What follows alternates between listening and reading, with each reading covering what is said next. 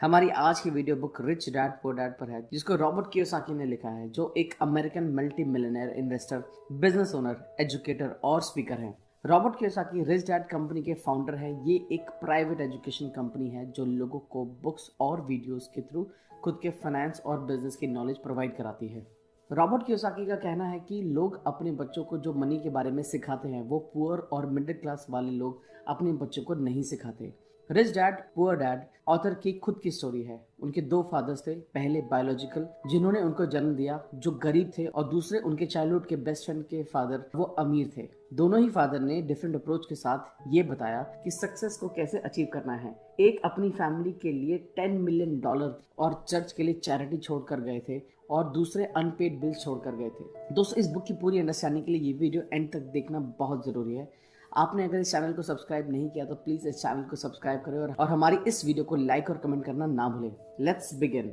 Author के लिए ये इंसिडेंट एक एविडेंस बन गया था कि कौन से डैड की अप्रोच उनके लिए ज्यादा फाइनेंशियल सेंस बनती है। बुक लिखने के टाइम ऑथर दोनों डैड को कंपेयर करते हैं, जैसे कि उनके principles, ideas, financial practices, activeness की डिग्री, कैसे उनके पुअर डैड जो हाईली एजुकेटेड होने के बाद भी स्ट्रगल कर रहे थे, और उनके अपोजिट रिच डैड एक बिजनेसमैन और अपनी एसेट को बिल्ड कर रहे हैं। ऑथर अपने पुअर डैड को कंपेयर उन लोगों से करते हैं जो रैट रेस में भाग रहे हैं और ज्यादा अचीव करने की साइकिल में ही हेल्पलेस हो गए हैं, पर पैसे की कमी की वजह से अपने ड्रीम्स को वो सेटिस्फाई नहीं कर पाते। वो अपना ज्यादा टाइम स्कूल्स में वर्ल्ड के प्रॉब्लम के बारे में पढ़ाते हैं, बट पैसे के लिए कोई लेसन कभी भी स्कूल में नहीं सिखाया जाता। मनी के बारे में स्कूल में कभी पढ़ाई नहीं होती। स्कूल में सिर्फ प्रोफेशनल स्किल्स पढ़ाई जाती है, कोई फाइनेंशियल स्किल्स नहीं पढ़ाई जाती। इसी वजह से रिच और रिच बनते हैं और पुअर और भी ज्यादा पुअर होते हैं। मिडिल क्लास इसी स्ट्रगल में है कि उनको मनी से रिलेटेड घर पर पढ़ाया जाता है, ना कि स्कूल में। हम में से ज्यादातर लोग पैसे के बारे में अपने पेरेंट्स से सीखते हैं।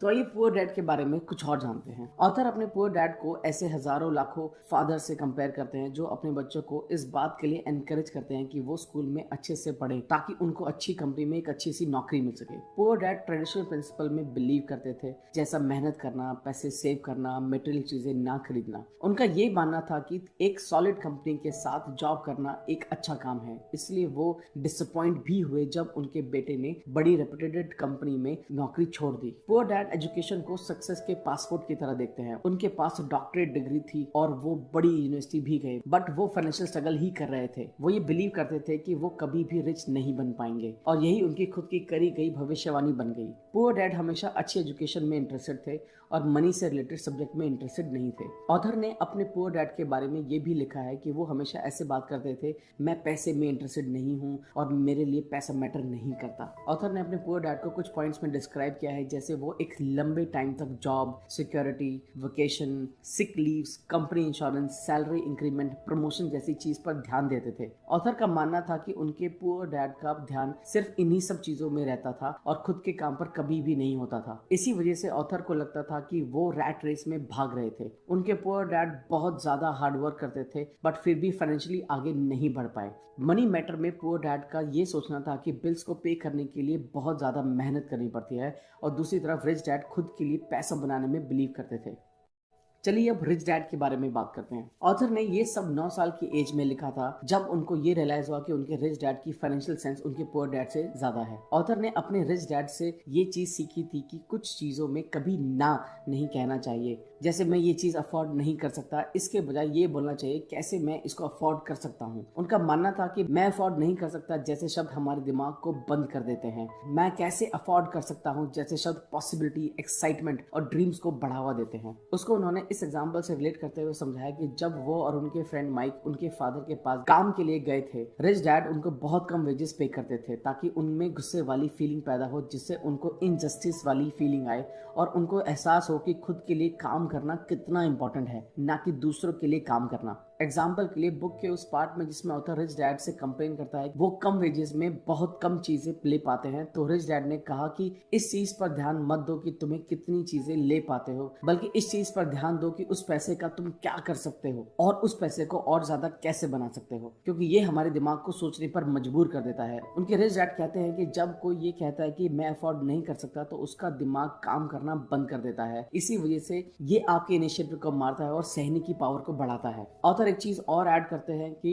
जब उनके डैड ने एजुकेशन में अपना टाइम और एफर्ट दिया तब उनको इन्वेस्टिंग की कोई नॉलेज नहीं थी। इसके अपोजिट रिच डैड इन्वेस्टिंग के गेम में बहुत माहिर थे क्योंकि उन्होंने यही किया था। मनी से रिलेटेड उनके रिच डैड का ये एटीट्यूड था और उनका कहना था कि सब बुराइयों की जड़ पैसे की कमी है, और उनके पुअर डैड का मानना था कि पैसा ही सब बुराइयों की जड़ है। उनका मानना था कि ऐसा इंसान बनना चाहिए जो रिस्क लेने से डरे नहीं बल्कि रिस्क को कैसे मैनेज करना है ये सीखे। चलिए अब द सन रॉबर्ट कियोसाकी के बारे में बात करते हैं। ऑथर ने अपनी book rich dad poor dad ये कहते हुए स्टार्ट की वो खुद बहुत लकी मानते हैं कि उनके दो फादर्स थे। वो अपने दोनों के डैड्स के पॉइंट ऑफ व्यू को कंपेयर करते थे, जैसे work hard, education, saving, investing etcetera. उन्होंने ये चीज भी देखी कि दोनों के अप्रोचेस में कितना डिफरेंस था। रिच डैड से की गई बातों की वजह से ही ऑथर खुद की फाइनेंशियल स्टेबिलिटी का क्रेडिट देते हैं। ऑथर मनी के सब्जेक्ट के लिए कॉमन अप्रोच लेते हैं और अकाउंटिंग नॉलेज पर जोर देते हैं जिससे कि पढ़ने वाले को एसेट और लायबिलिटीज क्या होता है ये अच्छे से समझ आ जाए। यहाँ पर राइटर ये समझाते हैं कि कैसे जो रिच है वो एसेट साइड बिल्ड करता है और जो पुअर है वो लायबिलिटी साइड बिल्ड करता है, जो बेसिकली सारे एक्सपेंसेस हैं। ये तो ऑब्वियस है कि ऑथर ने अकाउंटिंग नॉलेज को इंपॉर्टेंस दी है, चाहे वो कितना भी बोरिंग लगे, क्योंकि वो कहते हैं कि ये लाइफ का सबसे इंपॉर्टेंट सब्जेक्ट है। Chapter 1 rich dad poor dad. Robert Kiyosaki और माइक की स्टोरी 1956 में हवाई में स्टार्ट हुई जब वो दोनों 9 साल के थे। उनकी पहले गेट रिच स्कीम निकल बनाने वाली कंपनी थी। उनकी इस प्लान को माइक के फादर ने रिजेक्ट कर दिया था और जिन्होंने उन दोनों को समझाया कि ये काम इलीगल है। उस दिन के बाद दोनों ने अपना फ्री टाइम माइक के फादर रिच डैड से फाइनेंस और इकोनॉमिक्स को सीखा। माइक के डैड ने जो पहला लेसन सिखाया जो था रैट रेस से हेट करना। वो अपने ग्रोसरी स्टोर में एक लड़के से 3 घंटे के लिए 10 सेंट पर डे काम करवाते थे। कुछ हफ्तों में कियोसाकी इस चीज से थक गए थे और उन्होंने डिमांड की कि उनके वेजेस बढ़ाए जाएं। लेकिन इस चीज के होने के बाद माइक के डैड ने उनके वेजेस में और भी ज्यादा कमी कर दी और उनको फ्री में काम करने के लिए बोला। धीरे धीरे दोनों लड़के सिर्फ अप्रिशिएट और पे ना किए जाने के लिए परेशान होने लगे। फाइनली उन्होंने रिच डैड से इस बारे में बात की। रिच डैड के साथ मीटिंग में रिच डैड ने वेजेस के लिए उनको सॉरी बोला और उनको एक ऑफर दिया कि या तो वो उनको एक मोरल लेसन देंगे या फिर पे। पर दोनों लड़कों ने मोरल लेसन को ही चूज किया।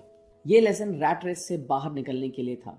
उनका कहना था कि अपनी पूरी जिंदगी या तो थोड़े पैसे के लिए काम करते रहो जिससे ज्यादा पैसे किसी और की पॉकेट में जाएंगे, या फिर लोगों से मेहनत करवाओ पैसे कमाने के लिए। लड़कों को सिखाए गए सभी लेसन में से ये सबसे इम्पोर्टेंट था। ऑथर का कहना था कि बिजनेस वो होते हैं जहां मेरी फिजिकल प्रेजेंस रिक्वायर्ड नहीं होती और उसको चलाने वाले दूसरे लोग होते हैं।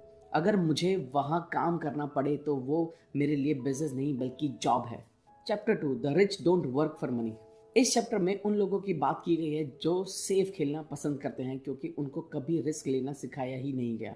ऑथर ये आइडियाज डेवलप करते हैं कि पुअर और मिडिल क्लास लोग पैसे के डर की वजह से काम करते हैं और उनका ये लालच उनको और गरीब बनाता है।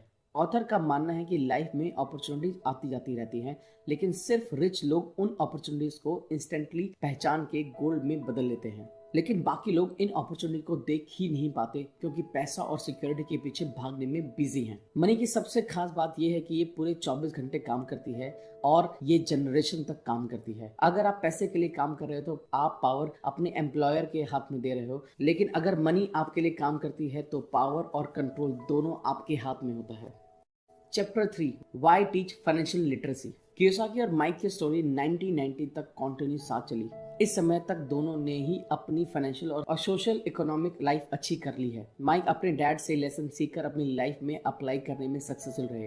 उन्होंने अपने डैड के बड़े बिजनेस पर कंट्रोल कर लिया और अपने एम्पायर को बढ़ाया, और उन्होंने अपने बेटे को इतना रेस कर दिया कि जब वो रिटायर हो तब वो कंपनी को कंट्रोल कर सकता है। कियोसाकी अपनी वाइफ के साथ 47 की एज में रिटायर हो गए। एक बिजनेस मीटिंग में चिकागो बीच पर Charles Schwab, Samuel Insull, Howard Hopson, Leon Fraser, Richard Whitney, Arthur Cutten जैसे लिवमोर जैसे बड़े बड़े इन्वेस्टर मिले और बहुत सी इन्वेस्टमेंट और मनी स्कीम के बारे में डिस्कशन किया। 25 साल बाद एक रिपोर्ट में कहा गया कि चिकागो में मिले उन सभी जो बहुत रिच थे, जिनमें से कुछ जेल चले गए या फिर मर गए या गरीब रह गए। इन सभी अनफॉर्चुनेट बिजनेसमैन के रिजल्ट से ये सीख सकते हैं कि आपको सेफ रहने के लिए पैसों का होना कितना जरूरी है। ये स्पेसिफिक लेसन ये सिखाने के लिए है कि एक बार के पैसा होने के बाद वाइज होना जरूरी नहीं है, लेकिन पैसा होने से पहले स्मार्ट होना जरूरी है। बिना मजबूत नींव के आप बड़ी बिल्डिंग खड़ी करने की कोशिश मत करना। कियोसाकी के अकॉर्डिंग एक रूल है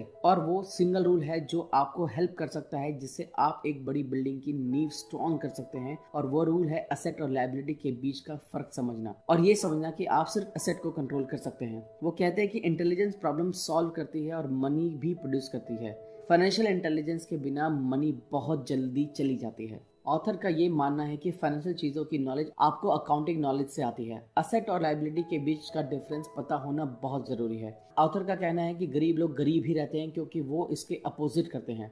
वो अपनी लायबिलिटीज को जोड़ते रहते हैं और एसेट उनके पास जीरो होती है, इसलिए उनके बैलेंस शीट और इनकम स्टेटमेंट सब ऊपर नीचे होती है। ऑथर के अकॉर्डिंग लोग ये नहीं समझते कि ये इंपॉर्टेंट नहीं है कि आप कितना पैसा कमाते हो, लेकिन इंपॉर्टेंट ये है कि कितना अपने पास रख पाते हो। Chapter 4, mind your own business. Rich लोग अपने एसेट पर ध्यान देते हैं जबकि बाकी लोग अपने इनकम स्टेटमेंट पर ही ध्यान देने में बिजी रहते हैं। इस चैप्टर में ऑथर धीरे धीरे रियल एस्टेट के इन्वेस्टमेंट के कॉन्सेप्ट को इंट्रोड्यूस करते हैं और उन्होंने मैकडॉनल्ड्स का एग्जांपल यूज किया है। ऑथर ने यह बताया कि मैकडॉनल्ड्स वर्ल्ड में सबसे अच्छे हैमबर्गर नहीं बनाता, लेकिन अमेरिका की स्ट्रीट पर सबसे ज्यादा इसी की वैल्यू है। ऑथर ने यह भी बोला कि अगर एक इंडिविजुअल को सक्सेसफुल होना है तो उसको खुद के बिजनेस पर ध्यान देना होगा। उन्हें अपने एम्प्लॉयर के बिजनेस पर ध्यान नहीं देना चाहिए, खुद के बॉस बनने पर फोकस करना चाहिए और खुद के बिजनेस को बढ़ाना चाहिए। ऑथर के हिसाब से असली एसेट्स इन चीजों से बनाए जा सकती है, जैसे कि stocks, bond, income generating real estates, notes, intellectual property जैसे म्यूजिक, स्क्रिप्ट, पेटेंट, चीजों से मिलने वाली रॉयल्टीज, कुछ भी ऐसी चीजें जिनकी वैल्यू हो, जो इनकम जनरेट कर सकते हो, जिसके लिए मार्केट रेडी हो। Chapter 5, the history of taxes and the power of corporations. Author के हिसाब से उनके रिच डैड ने बहुत स्मार्टली गेम प्ले किया और ऐसा वो कॉर्पोरेशन के थ्रू कर पाए, जिसका उनके रिच बनने में बहुत बड़ा हाथ है। ऑथर का कहना है कि गरीब लोग अपने आप को कॉर्पोरेशन के थ्रू यूज करवाते हैं, जबकि बड़े कॉर्पोरेशन को मशीन्स का इस्तेमाल करना आता है। इसका मतलब है कि रिच के पास नॉलेज होती है और वो कॉर्पोरेशन की पावर को यूज करते हैं अपने एसेट्स को प्रोटेक्ट करने के लिए। ऑथर इसका डिफरेंस आसान शब्दों में समझाते हैं। वो कहते हैं कि इंडिविजुअल पैसा कमाता है, उस पैसे पर टैक्स पे करता है और जो कुछ बचता है उस पर अपना गुजारा करता है।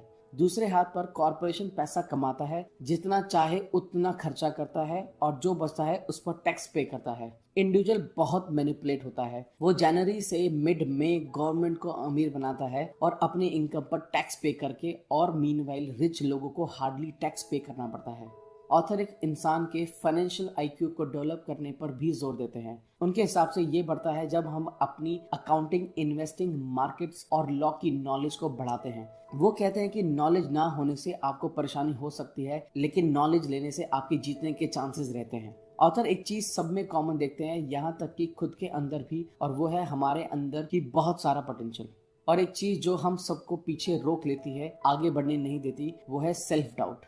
Chapter 6, rich invent money.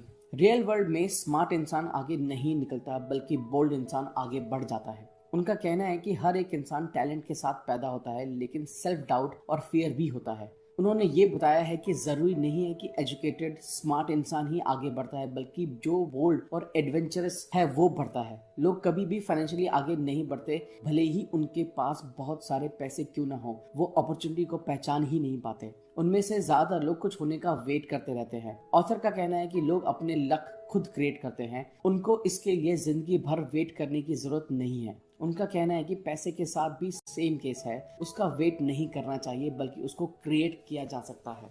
ये दुनिया हर रोज हमेशा आपको लाइफ टाइम अपॉर्चुनिटी देती रहती है, लेकिन बहुत बार हम उसको देखने में फेल हो जाते हैं। ग्रेट अपॉर्चुनिटीज खुली आंखों से नहीं, बल्कि खुले दिमाग से देखी जाती है। ऑथर ज्यादा इंटेलिजेंट लोगों को हायर करने के लिए एनकरेज करते हैं, क्योंकि दूसरों की नॉलेज को यूज करके खुद की नॉलेज बढ़ाई जा सकती है और उन लोगों के लिए कुछ किया जा सकता है जिनके पास नॉलेज नहीं है।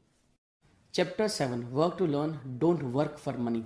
ऑथर कहते हैं कि मेरे एजुकेटेड डैड के लिए जॉब सिक्योरिटी ही सब कुछ था और मेरे रिच डैड के लिए लर्निंग ही सब कुछ थी। इस चैप्टर में ऑथर हर एक इंडिविजुअल को अपनी फाइनेंशियल सक्सेस स्किल को डेवलप करने की जरूरत पर बात करते हैं। ऑथर एक ऐसी यंग लड़की का एग्जाम्पल देते हैं जिनके पास इंग्लिश लिटरेचर मास्टर डिग्री थी।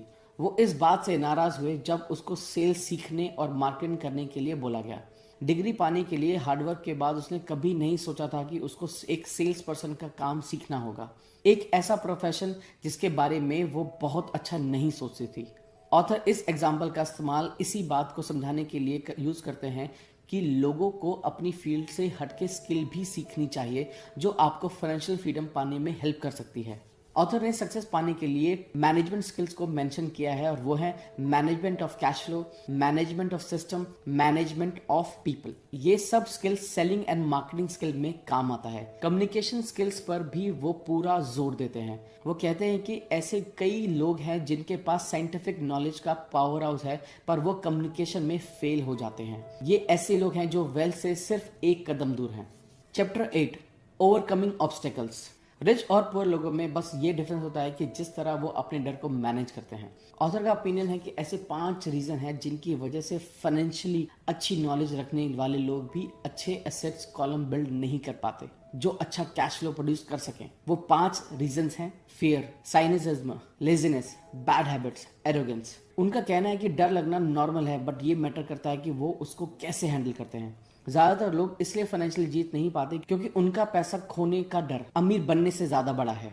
ऑथर इन टेक्सास और वहां के लोगों के बारे में, अपने स्पेशल शॉक के बारे में, अपनी इमोशनल फीलिंग बताते हैं। जब वे जीते हैं तो तब भी बड़ी जीत हासिल करते हैं और जब वो हारते हैं तब वो भी बहुत शानदार होती है। Chapter 9, getting started. गोल्ड हर जगह है, बहुत से लोग इसे देखने में ट्रेंड नहीं होते। इस चैप्टर में पर्सनल वेल्थ को क्रिएट करने की टिप्स है।